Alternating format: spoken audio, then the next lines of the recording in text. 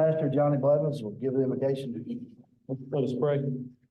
Our Father in heaven, we thank you for this day. Thank you for this school system.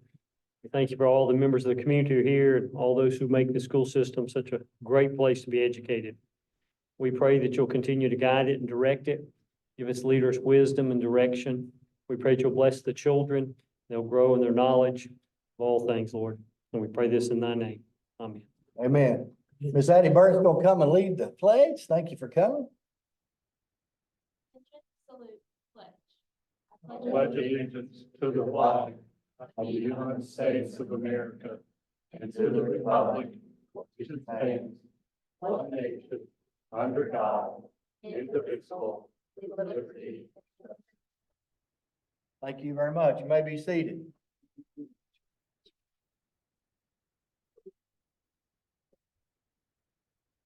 Board members, you have the agenda in front of you. There's one amendment that I would like to make. Well, it's actually on there. There's the music educator, so it's on there. So everybody see that on your agenda? Okay. All right, we need a motion to approve tonight's agenda as it is in front of you. I'll make that motion. Motion by Ms. Jennifer. Is there a second? Second. Second, Mr. Wagner. All in favor, say aye. Aye. All opposed? Hearing none, motion carries. Thank you. You had a chance to look at the open session minutes for April 22nd. Motion to approve the open session, minute sessions as indicated. Also move. Thank you. Dr. Blevins, is there a second? Second. Second, Ms. Jennifer. All in favor, say aye. Aye. Hearing none opposed, motion carries. Thank you so much. Good news. Dr. Rycroft first. Good crowd tonight. Thank you for coming so much. Welcome those with us on TV land, ain't that word. I don't know what you call it. All right. Dr. Rycroft. Good evening, Mr. Chairman, members of the board, Dr. Hall. It is. There is now. Can I have my slide? The slide. Oh, sorry. I want to make sure I get this right.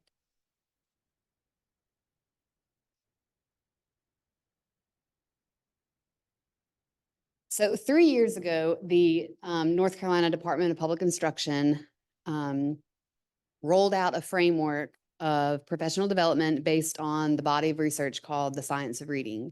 And it really challenged us to rethink the way that we were approaching literacy instruction and the way that the brain works and processes the written word. And so we were involved in a 2-year professional development journey at the elementary school. This was statewide, so all teachers in kindergarten through 5th grade were required to participate in this 2-year training.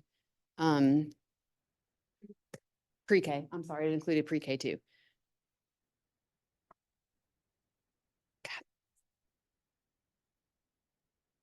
So what this involved, it was a massive undertaking. And we were fortunate enough to be in the 3rd cohort of the state that rolled this out. So we spent a lot of time learning from the first 2 cohorts that had started, how we could best support our teachers as they kind of undertook this task. It was a 2-year commitment. That 2 years included 58 hours of online self-paced instruction. So they had modules that they had to go through. It included 26 hours of related reading and then 25 hours of what's called bridge to practice classroom application. So each teacher focused on a couple of kids to apply what they had been learning. It was very rigorous and it was very time consuming. And our teachers completed this with no compensation. They basically earned their master's degree in literacy, and it has been amazing. They worked so hard. Our district supported us. You as the board supported us when we rolled out our calendar. You were flexible with us in allowing us to have a remote learning day for professional development on a curricular piece that we got because of what we've learned from the science of reading. So overall, it was a wonderful experience for our teachers. They will all say, I think, that it was a lot and it was time consuming, but they're so thankful for what they learned throughout it. And the results that we're seeing in the classroom are supporting the work that they've done. So that's very, very exciting. On April 29th, we had our final professional development day. And so our community came together and supported our teachers and celebrated our teachers. Can I have the next slide, please? The clicker's not working. These were all of our teachers who completed the training. So that's a large part of our staff, which means every PD day that we had for the last 2 years, in addition to work that they had to do at home over breaks. Several of our teachers took books home over the summer holidays so that they could get ahead. A lot of work went into this. So on April 29th, we celebrated our teachers with a little letters graduation. And I want to say a special thank you to to the Smoke Shack food truck, Robert Pool Properties, LP Created, Balloon Arches, Prime Thai Restaurant, Kim Durkin, and so many other community members who really answered the call to please help us support our teachers and sponsor a lunch. We were able to provide a nice catered lunch and a cake and just do a goodie bag and a few things. So it was really a testament to the support of our community. It was one post that I made online and just an overwhelming response. So thank you very much. I wanted to brag on our teachers, and I'm excited to see a continuation of the work that they learned and how it's affecting our student outcomes. Thank you. I really appreciate this program. Is this comparable to what we used to call phonics? It is, yes. It's kind of the pendulum is swinging back. Mm-hmm. Good job. Thanks. Thank you. Thank you. All right, next, Miss Julie Simpson. More good news. Good evening. Mr. Chairman, members of the board, Dr. Hall, thank you for allowing me to be here to share some good news with you. Couple things, Elkin City Schools participated in Special Olympics on April 19th, and each school coordinated a huge send-off for these kids. Words of encouragement from the student body and just lots of pictures and signs, and gave them a huge send-off. So a big special thanks to the teachers and staff who coached those athletes. And you see them listed there, our EC teachers, and a special thanks to the parents, community, and community members and volunteers who made that day such a great success for them. And then related to that, I wanted to inform you about the Special Olympic Unified Champion School. So all three of our schools, Elkin Elementary, Elkin Middle, and Elkin High School, will now be recognized as Special Olympic Unified Champion Schools. And just to give you a little information on that, what that means, it's a program aimed at promoting social inclusion through intentionality, planned and implemented activities affecting systems-wide change in K-12 schools and across college campuses. So sports is the foundation, and the three-component model offers a unique combination of effective activities that equip young people with tools and training to create sports, classroom, and school climates of acceptance. So I really want to thank Ms. Burton, Dr. Jennifer Hall, and Dr. Emily Rycroft for supporting that social inclusion for all learners and the acceptance of all learners. So that was a big deal. I was very excited about that. Outstanding. Thank you very much. Thank you.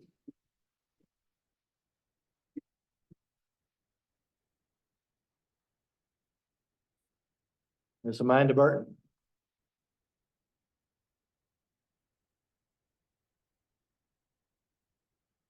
Good afternoon, Mr. Chairman, members of the board, Dr. Hall, and guests. This evening, I have the privilege of recognizing the Elkin Senior Elks. Do we have any members of the Elkin Senior Elks team here tonight? You guys want to come forward?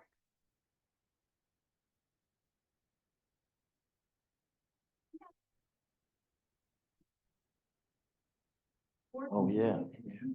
They really can. This is one of our teams that makes up the Elkin Shooting Sports Hunter Safety Team.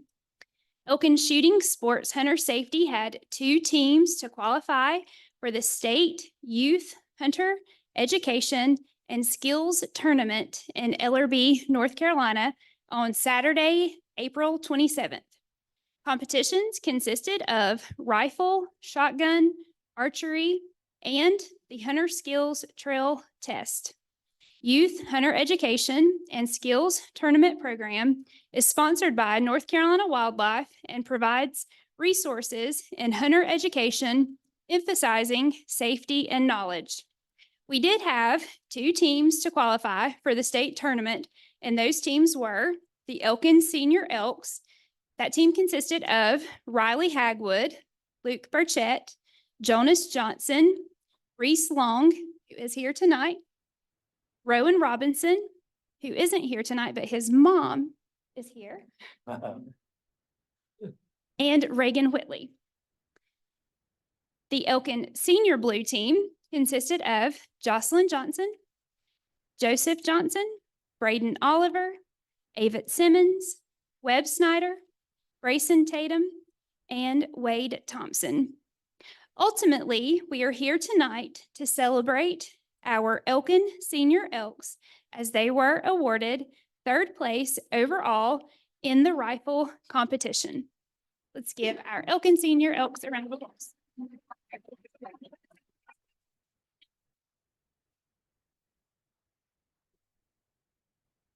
I just wanted to share that I feel that the knowledge that this course provides to our youth today is truly invaluable. And I am just so grateful for the adults who work so hard to make sure that this team happens. As I mentioned, I am grateful for the adults. They dedicate countless hours to this team. A.V. Cockrum, I know that you're here. If you'll stand up. Marty Ball, Misty Ball, Michelle Billings, Brad Billings. I know that there are many others who have volunteered your time, and I know I'm probably going to leave your names off. So if you helped out with Elkin Shooting Sports, if you will, please stand up to be recognized.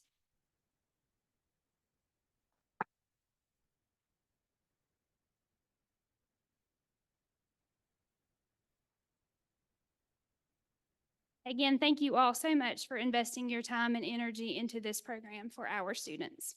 And congratulations. Thank you. Great job. Thank you, parents, also. That's outstanding. Maybe I'm a little prejudiced, but I think this is the greatest thing since sliced bread. I think the kids that could not participate in other sports, it gave them a chance to shine. And if you haven't been down to look at the kids shoot and look at the trophies they won, it looks like you're in a trophy room when you walk in the door. Like your house, though. Thank you. Absolutely. We agree with that 100%. Thank you. Okay, Ms. Burton, thank you. I have one more. Yes. On Friday, May 8th, the Recording Academy and Grammy Museum announced a total of 215 music teachers as quarterfinalists for the 2025 Music Educator Award. This prestigious award is given to current educators from kindergarten through college in both public and private schools who have made a significant and lasting contribution to the field of music education and who advocate for the ongoing inclusion of music education in schools. This year's quarterfinalists hail from 202 cities and were chosen from more than 2,400 initial nominations. I'm honored and proud to say that Elkin City Schools' very own band director, Mr. James Robinson, was selected as a quarterfinalist. I believe Mr. Robinson is with us tonight.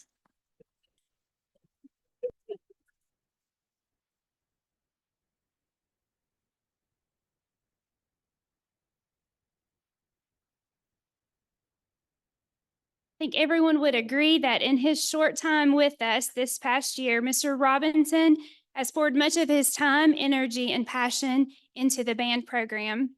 So again, please join me in congratulating Mr. Robinson.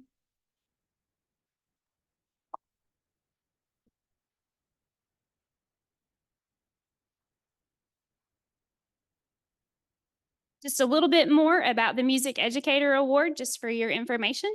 Semifinalists for the 2025 Music Educator Award will be announced later this year. The ultimate recipient will be celebrated during Grammy Week 2025.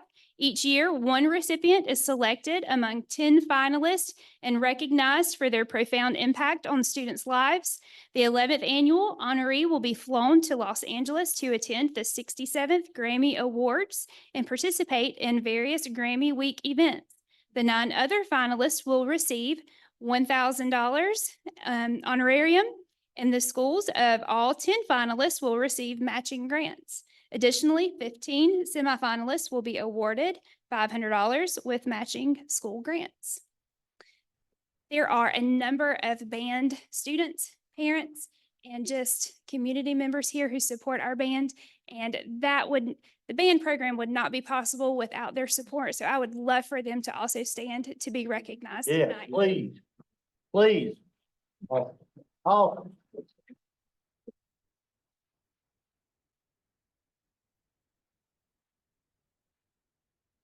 Thank you very, very much. That, of course, music is dear to my heart, and my son completed his first year at Wake Forest the orchestra director there said that he told me, he said, Doc, whatever you're doing in Elkin, you just keep doing it. And he said, remember, they don't have to go far away. Wake Forest is pretty close. So thank y'all so very, very much. A rich tradition, and Mr. Robinson and the parents, and what you're doing is wonderful. Thank you very, very much. I appreciate it. Ms. Creasy.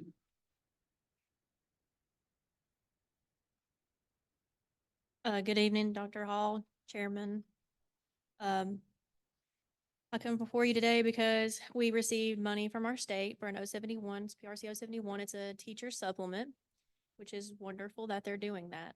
This year I got to see that each qualified teacher got $638 more than they did last year, which is outstanding because these teachers deserve that. And that's basically all I have, other than in May, we will see our local supplements go out as planned for our 10-month employees. And then next month, we will see 11 and 12-month employees receive their supplements. So I think that is a wonderful thing, and I hope the state continues to fund that. Absolutely. Thank you. It's $638 more per person. I have the exact amount that each person received, but I would share that. Thank you very much. Appreciate that information.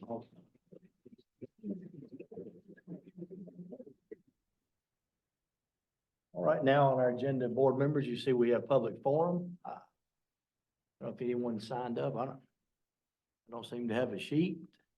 Anyone online there, Britt? I'm trying to. No one signed up online either? Okay, all right. After that. If I can, Mr. Chairman, Dr. Brenninger, members of the Elkin City Board of Education, I can read this to you. Due to an upcoming change in residence, I will no longer reside in the Elkin City School District. And so as such, I submit my resignation from the Elkin City Board of Education effective at the end of tonight's meeting. I do thank you for the opportunity to serve. It's been an honor and a privilege. Of course, I wish the school system well. My children were raised in it, and my wife taught in it. And I love the people of Elkin, the people of this school system. And I want you to know how much I love this board. You have men and women of great integrity who really, truly care about the children in this system and truly strive to do the right thing. So, anyway, I'm honored to have been able to serve for a short time, and thank you for the privilege. Thank you, thank you. It's been an honor and a privilege, and anyone else, Britt, say anything, nothing? All right, so now we'll take just about a 3-minute recess. Feel free to congratulate Mr. Robinson, the other guests, thank you, or Dr. Blevins, and we thank you so much for coming. 3-minute recess.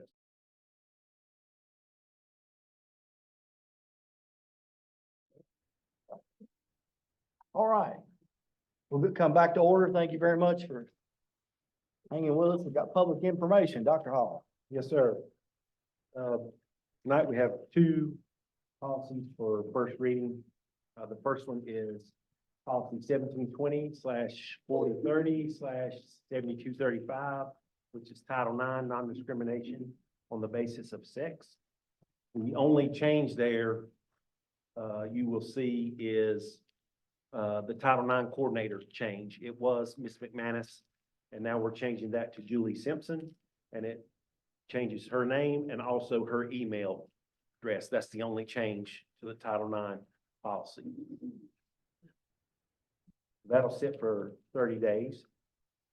We'll revisit that again. Any questions, comments there? Did we, Mr. Chairman, did we, or Dr. Hall, did we not deal with this basically a year and a half ago?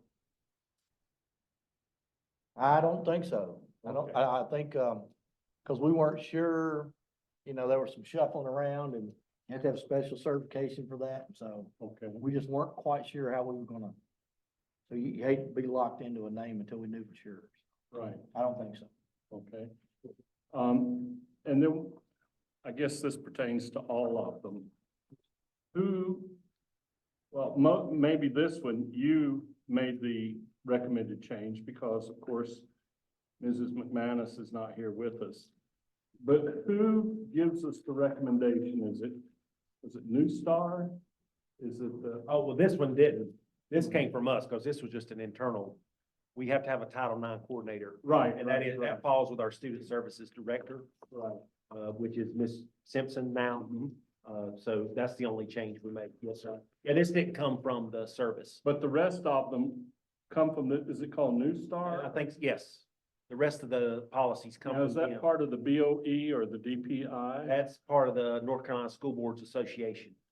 Okay, it's not either the BOE or the DPI. Right. Okay, thank you, sir. Just needed that point of clarification.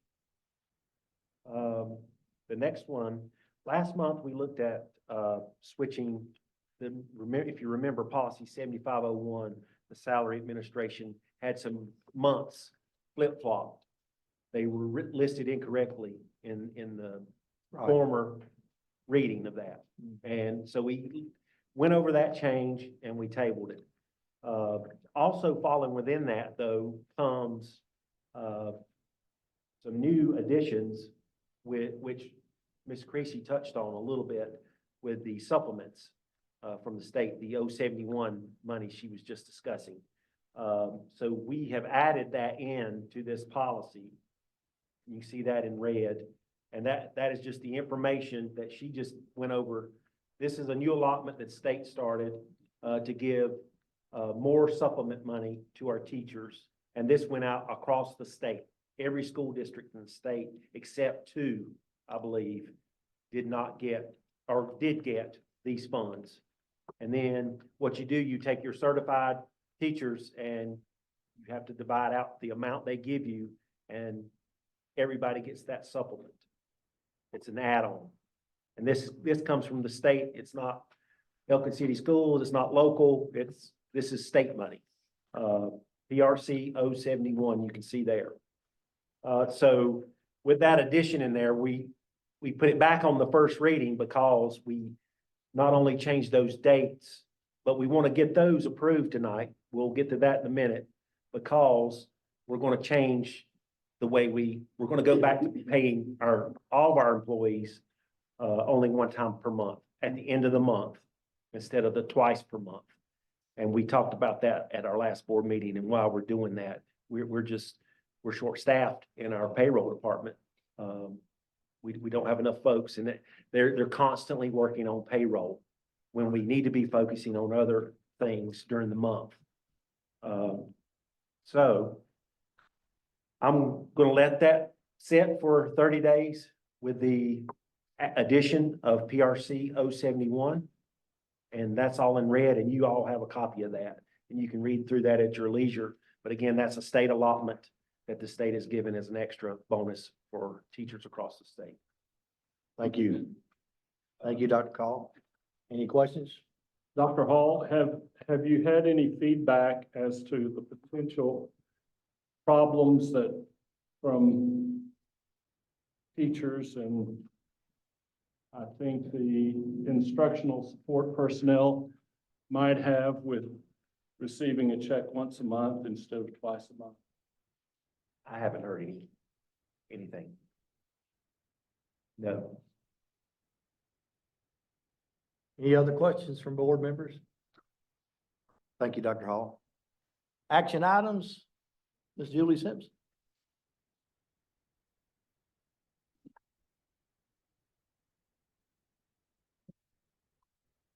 Here we go. I'm here to present contracts for student services for the upcoming school year. All of these contracts and agreements have been approved in the past. We have a relationship with all of these folks. If you have any questions about them individually, I'll try to answer them, but I just ask that you maybe approve them all at once.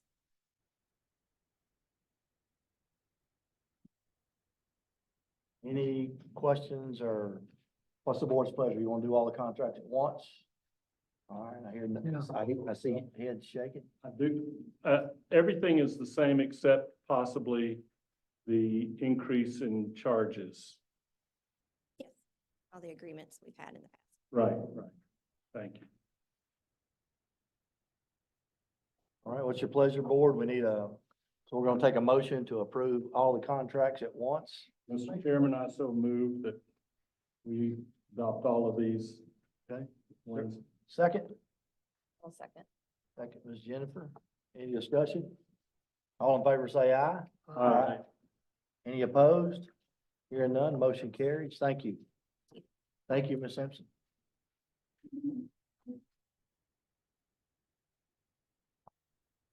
Dr. Hall. Yes, sir. Present second reading of revised. Yes, last month we also discussed policy 5030, the community use of facilities. What we did there again, we updated our fees for our facility rental to be more in line with other school districts around us. As you read through, they had not been updated for a decade or so or longer. We also included our facilities use contract in the policy. That way it goes into the policy and it does not change. No one can change it unless the board decides to change it. So we keep it the same, which keeps those facility fees in line.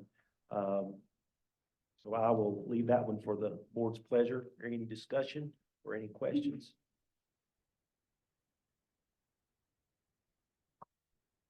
Any questions, concerns? I think we showed us this before. Yes. All right. Thank you, Dr. Hall. Yes, sir. Again, back to policy 7501, the salary administration. The piece I want to be approved tonight is the changing the dates on there. We flip-flop the months. Right. And also we changed the bi-monthly payment back to 1 monthly payment. That was what I was referring to earlier. Had you had any feedback from the, as I have to not. possible?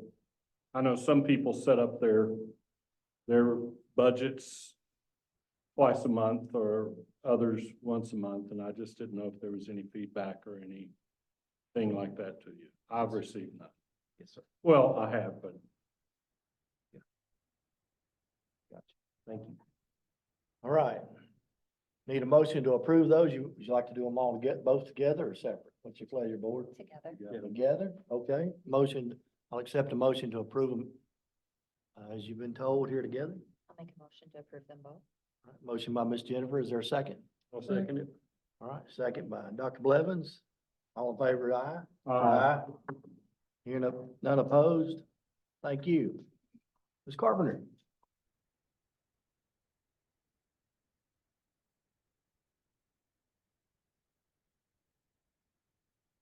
Good evening, Mr. Chairman, board members, Dr. Hall. I'm coming to you this evening to present the comprehensive local needs assessment for the Career and Technical Education Program.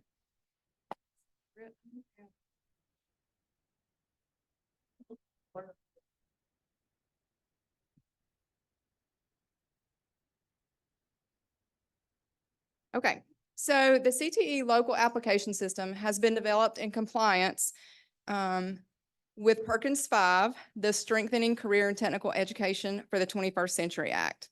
The local application serves as a district's planning document and application for CTE state and federal funding. The Perkins funding, Perkins 5, represents an important opportunity to expand opportunities for every student to explore, choose, and follow career and technical education programs of study and career pathways to earn credentials of value.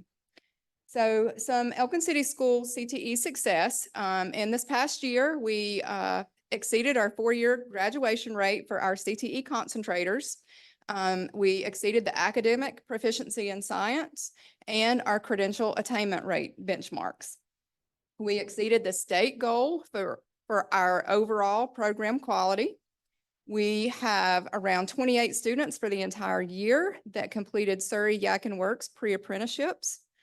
And that number has grown significantly in the past couple of years. Our students are working on career development plans. That will be a mandate next year for 2 grade levels. So we're already working on those, completing those. We have our own version, electronic version of those. And then they also complete personality assessments, interest assessments in Major Clarity, and they can actually have their career development plan in Major Clarity as well. They can even create a resume in Major Clarity, look at different careers, watch videos on those careers that relate to how they answer those questions and what best fits those personality and interest assessments. We created a new DECA club this year. Mr. Carter and Mr. Darcy are heading that up. That was very successful. They were hoping for maybe 15 students and got around 30 to 40. So they are excited about that and ready to open the new school store. So we're excited that that career and technical student organization is thriving. And then we are very strong in our career development activities. We've had career cafes on Thursdays throughout the year to expose our students, career awareness, and for students to explore. It's a smaller setting for our students to feel comfortable asking questions of that particular career field. We had a big career fair in March. We've had guest speakers on our campus. Our students, no, not quite yet, but our students have participated in field trips. We've held the Touch a Truck event for our 5th grade students. Surrey Yak and Works helped plan that event. We had the mobile dairy classroom on site. So a lot of fields that maybe we don't offer on our campus, we want to make sure they're exposed to those fields. So the mobile dairy classroom was a pretty neat experience for our students. The Be Pro, Be Proud truck was a very neat skilled trade experience for our students. So like I said, we try to make sure that they're exposed to those career fields because we don't offer those on our campus. What, did you say mobile trial? Mobile dairy classroom, And the other one after that? the Be Pro, Be Proud. We had that back in August. They had like a welding simulation. Students were able to get in a bucket truck and see what it would be like to be a lineman. They were able to sit and simulate some construction vehicles. They were able to sit in a truck driving simulator. So it exposed them to several different career fields. Thank you. So this slide, I wanted to put this in here because the success of our CTE program hinges entirely on the dedication and tireless efforts of the teachers and staff. Day in and day out, they strive to offer their students meaningful learning opportunities and valuable experiences. I also want to thank Dr. Jennifer Hall, Mr. Foster, and Ms. Burton for their support of our CTE program, because it also hinges back on our administration being supportive of our programs. So our credential success, this is over the last 3 years. So if you look at our students earning credentials in the year 2020, 2021, we had 11.3% students earning credentials, and 22 to 23, we've increased that to 56.5%.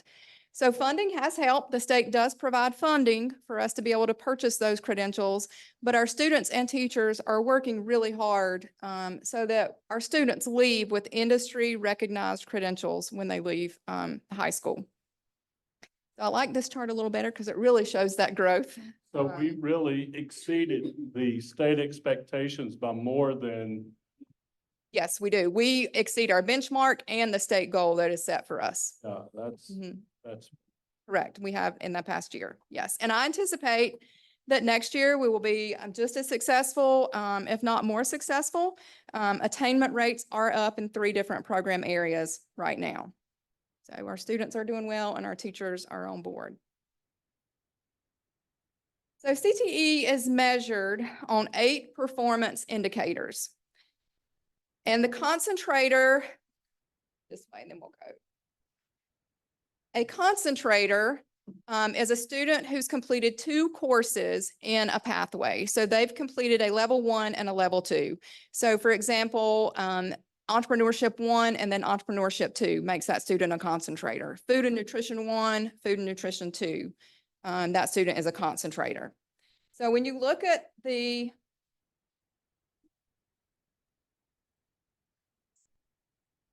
will it not go backwards? Can you go back one, Brett? There we go. Okay. The 4-year graduation rate, those are the concentrators who graduate on time. 2S1 is academic proficiency in reading and language arts. And so those are the concentrators. Students have completed that level 1 and level 2 by the end of their 10th grade year with an English 2 EOC score. The 2S2 is proficiency in math. And those are concentrators by the end of 11th grade with either the Math 1 or the Math 3 EOC score. It depends on when that student took Math 1. If they took Math 1 in the 8th grade, we're using the Math 3 score. 2S3 is the academic proficiency in science. Those students are concentrators by the end of the 11th grade year with a biology EOC score. 3S1 is post-secondary placement. Are students going and choosing post-secondary options, whether that's a 2-year, 4-year, or are they going straight to work, or are they enrolling in the enlisting in the military? Non-traditional program concentration. These are concentrators in the pathway that's considered non-traditional for their gender. So in the foods pathway, males are considered non-traditional. So we try, and we'll look at some goals later, but we don't go just say, hey, you're a male, I need you to take the foods courses. We want to know why after they take maybe that level 1 course, they don't take and pursue the level 2 course in whatever it is. Business ethics and law, a couple of different courses that have that non-traditional field. Some they have removed, like in the health science field, there's no gender identified because we have the males and females that are in those fields, respectively, even numbers. So 5S1, the program quality, talking about the credential rate, which I just mentioned, and then the 5S4 are overall program quality. So that's participants in the current year.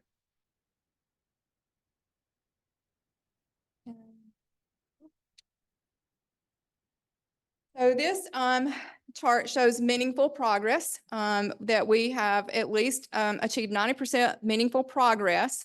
And you can see for 22 and 23, there are only 2 areas that are in the red.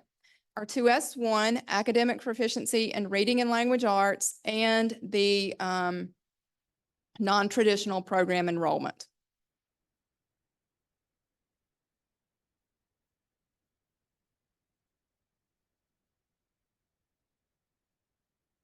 So some goals that we set from the long document, we had several meetings with what we call a CTE leadership team, the curriculum instructional management coordinator, myself as the director and career development coordinator, Ms. Mullis as a special populations coordinator, and then different teams for different indicators that we were discussing. Some of those goals, we want to continue our career awareness. All students will have a career development plan, grades 7 through 12. We know it will be mandated for 2 grades next year, but we want all students to have that career development plan. Now, it's fine that they change it because we know they may and they probably will. But if they are thinking in the 7th or 8th grade that they want to pursue a health science field, then that helps us know we need to make sure when they come to the high school that we're getting them in the health science program. They need to be taking health science courses. We also want to continue our use with Major Clarity, which is the career and college readiness platform. Professional development, we want to encourage our CTE teachers to attend content-specific professional development, so really truly related to the areas in which they teach. And I think that could help increase the 5S4 program quality to meet our benchmark in that area. And maybe a way to encourage those teachers, because the CTE conference for us is always in the summer. It lies the third week of July. So in my budget, I'm trying to put in that we can provide those teachers a stipend for attending a full day of the CTE summer conference, because it does fall in July. I want to continue to partner with Surrey Community College to offer more skilled trade courses at the Elkin Center. I do want to thank Surrey Community College for partnering with us. At this time, they are offering 2 electrical courses at the Elkin Center next year. And they fit in 3 program areas. They fit in the HVAC program area, the electrical systems program area, and the mechatronics. So we really appreciate them bringing those 2 courses to the Elkin Center. It's much closer for our students. They don't have to travel to the Yadkin campus or the Dobson campus to be in those courses. So we're hoping to look and see if there are more that we can bring to the Elkin Center, that some programs that can be more mobile. We want to work to increase enrollment in programs of study that lead to those non-traditional career fields. So again, I think it's sitting down with students and really talking to them after they've completed that level 1 course. Why did you not take the level 2? Or are there reasons you don't feel comfortable in the level 2? We always want to make sure that they, just because they're a non-traditional, do they not feel comfortable because they see more of the traditional gender in that program area? So really trying to sit down and figure out ways to encourage those students to take that level 2 course. Increase our CTSO participation, continue to get some of those back up and running. Like I said, DECA has been very strong this year, and we want to get the others back on target as well. And then a partner with Math and English department to identify standards that can be used in our CTE courses.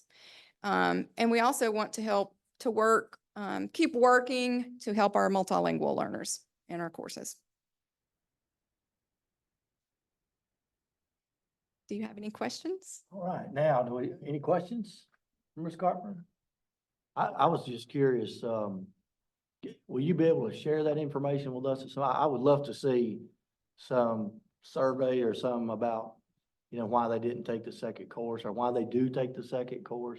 I know at least several of the board members here, we're very supportive of the distributed, what we call distributive education. Yeah. And in those days, and in fact, it wasn't for distributed education, my father wouldn't have gotten a high school diploma. That's the truth of it. So in the Elkin High School here, so it's a great history of the program, and so we thank you for what you're doing and appreciate it.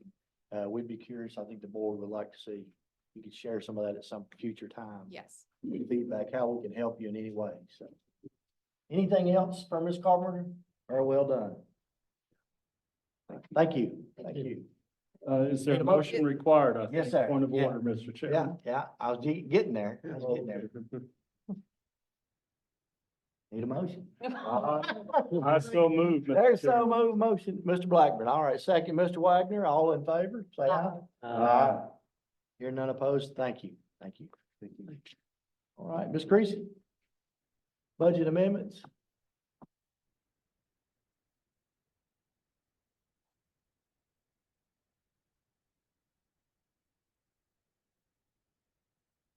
Wait a few minutes so you can get that on the board.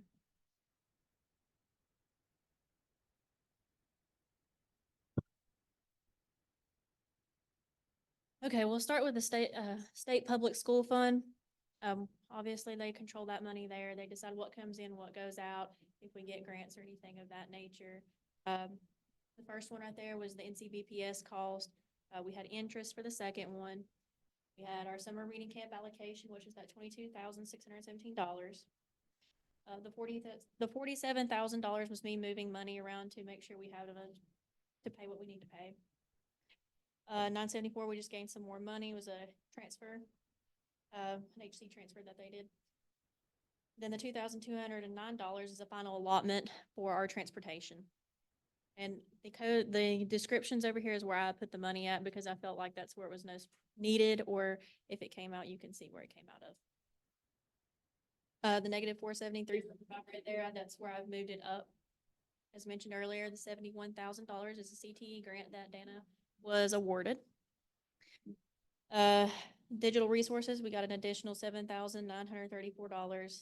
And then the negative $15,500 was money the state took back because we were not going to use that money for Wi-Fi on our buses. We found that to be just useless. Are there any questions on this part before I proceed? Any questions? Was this sent to us as an attachment to review? No, I make the attachment. What happens is the state online, I see where all the money comes in, what gets taken away, and then I go into our system and make those changes, and then I update it and show you guys where I put the money and why I went there.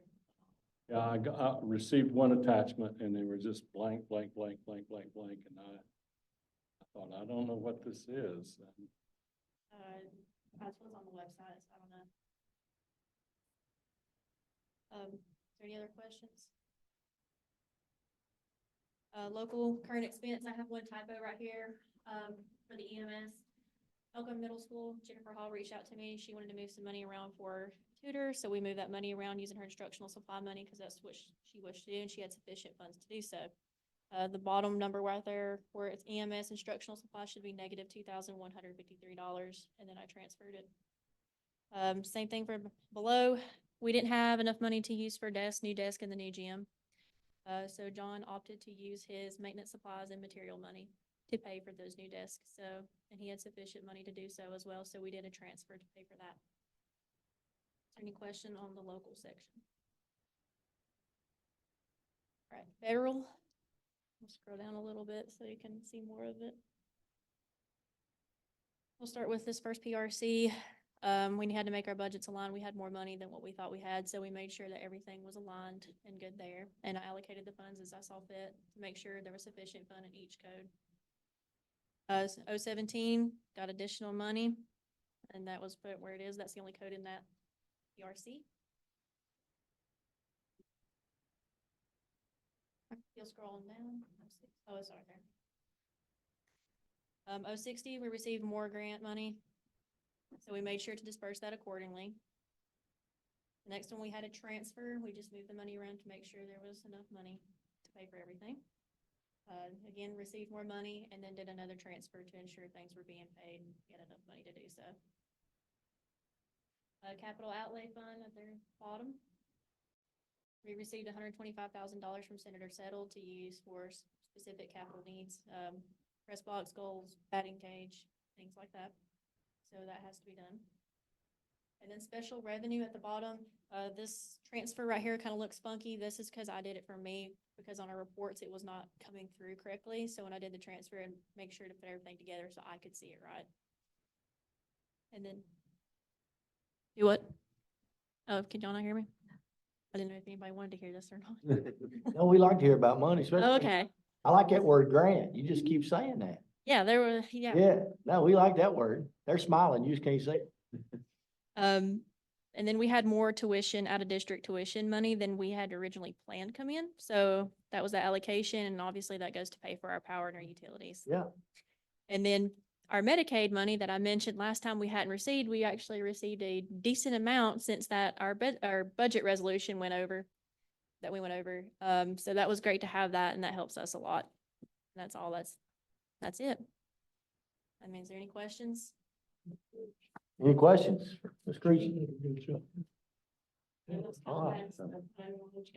That's fine. No, it's great. All right. Thank you very much. We appreciate it. Need a motion? Make a motion. Make a motion to approve. Is there a second? Second. Second, Ms. Jennifer. Any discussion? Hearing none, all in favor say aye. Aye. Any opposed? Hearing none? Motion carries. Thank you. All right, board, personnel report we talked about tonight. You're familiar with that? And need to approve that with, I make a motion, Mr. Chairman, that we approve the personnel report. motion by Mr. Blackburn. Second? Second. Second, Mr. Wagner. All in favor say aye. Any opposed? Hearing none. Motion carries. Thank you, board members. Announcements. We have several announcements tomorrow night. Tomorrow night is the band bash and spring concert. And I know Mr. Robinson would love to see as many come and hear the talent of our students. That'll be at the Dixon Auditorium tomorrow night, 7 o'clock. Sunday, the 19th, that's this coming Sunday. The Baccalaureate at First Baptist Church in Elkin. If you've never been to that, I'd encourage the board members to come. I've been blessed to participate in that many years. It's a great experience. And the ministerial, I don't know the official title of it, but there's an ecumenical ministerial group here in the community that sponsors that. And they provide, it's just a wonderful event. I would encourage each board member to try to come if you can. That's at 3 o'clock. And Tuesday, May 20th, will be the theater, the dessert theater at the Dixon Auditorium. That's always a wonderful time.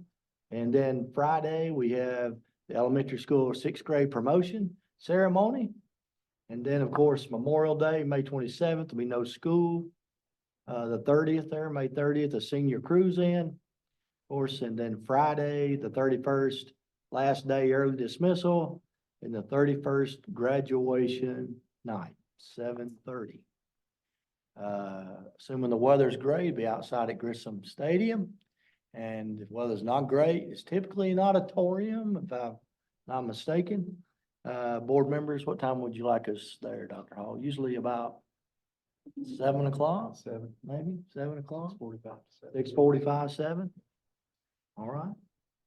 And then Monday, June 3rd is required teacher workday. And then optional teacher work days on the 4th and 5th of June.